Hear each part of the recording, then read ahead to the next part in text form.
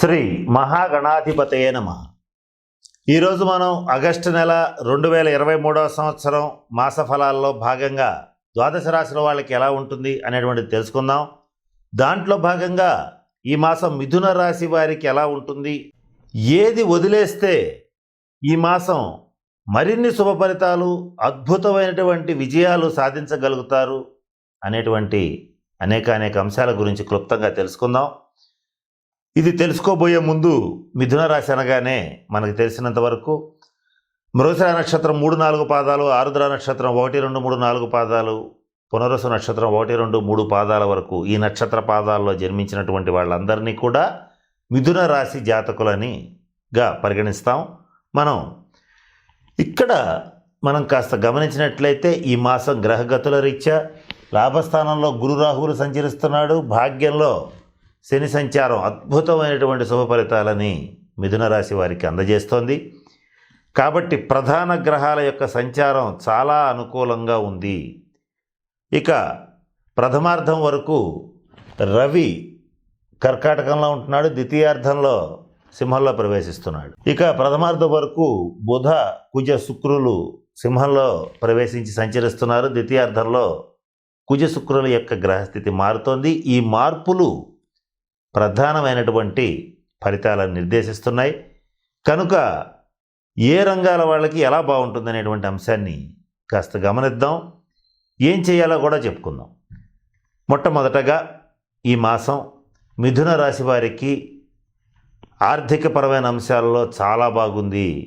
ఏది చేపట్టినా కూడా లాభసాటిగానే పూర్తవుతుంది. గురు రాహువుల యొక్క స్థితి రీత్యా ఇక ఫైనాన్షియల్ ఆస్పెక్ట్స్లో ఏ రకమైన వృత్తి చేసే వాళ్ళకైనా, వృత్తి చేసినా, ఉద్యోగం చేసినా, వ్యాపారం చేసినా తిరుగులేదు.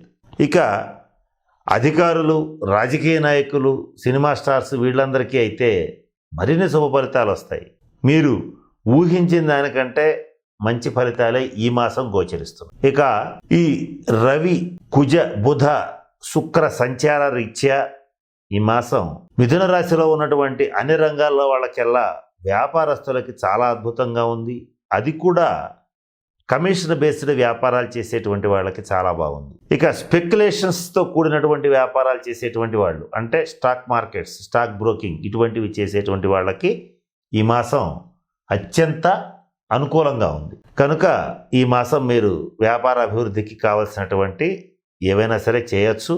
ఇక మరిన్ని శుభ ఫలితాలు రావడానికి ఏం చెయ్యాలి అనేటువంటి అంశాన్ని మనం ఒకసారి తెలుసుకుందాం.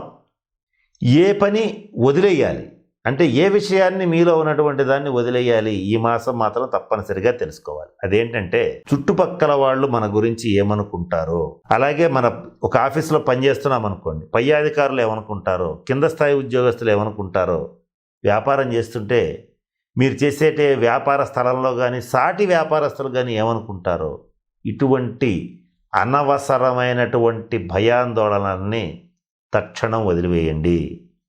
ఎందుకు వదిలేయాలి? ఈ మాసం చాలా బాగుంది.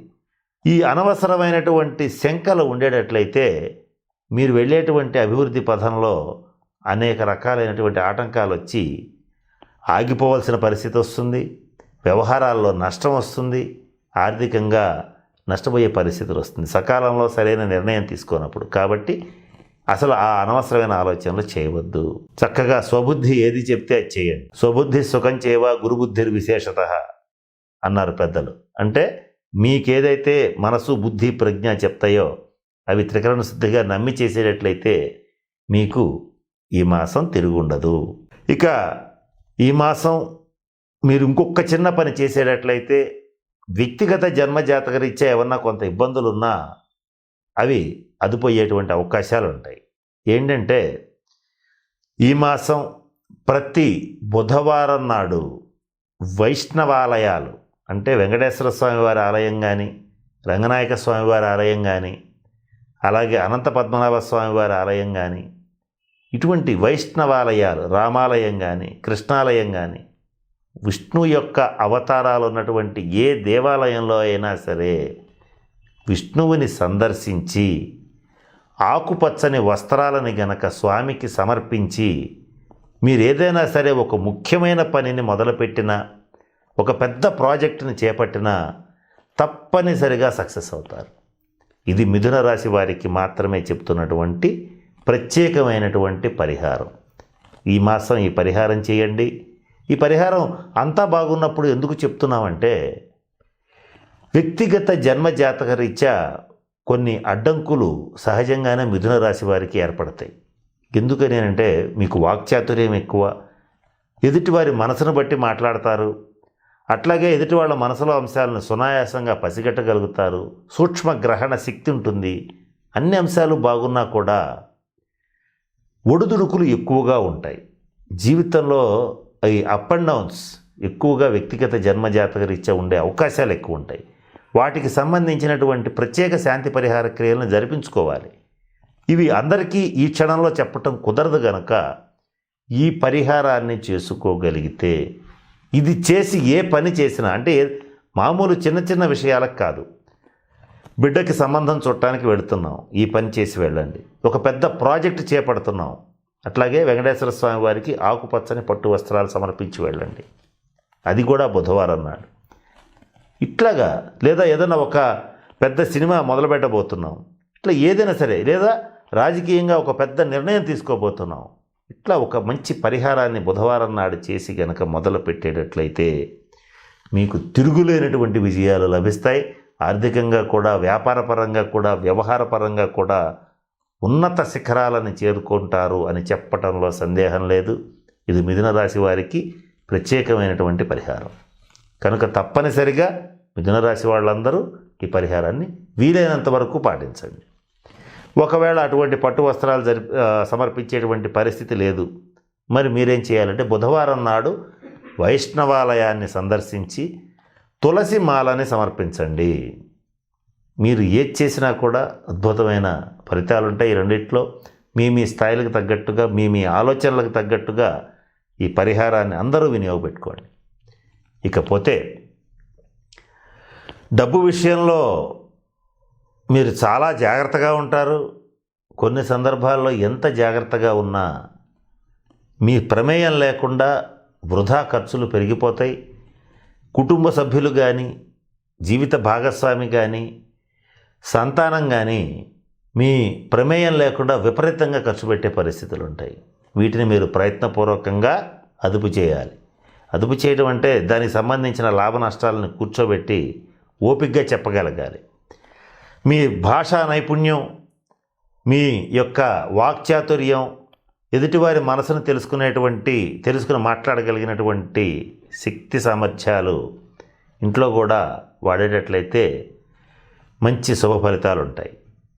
ఒకవేళ అలా వాడకపోతే కుటుంబంలో భేదాభిప్రాయాలు వచ్చే అవకాశాలు ఉంటాయి. కనుక ఈ విషయంలో కాస్త జాగ్రత్తగా పాటించండి.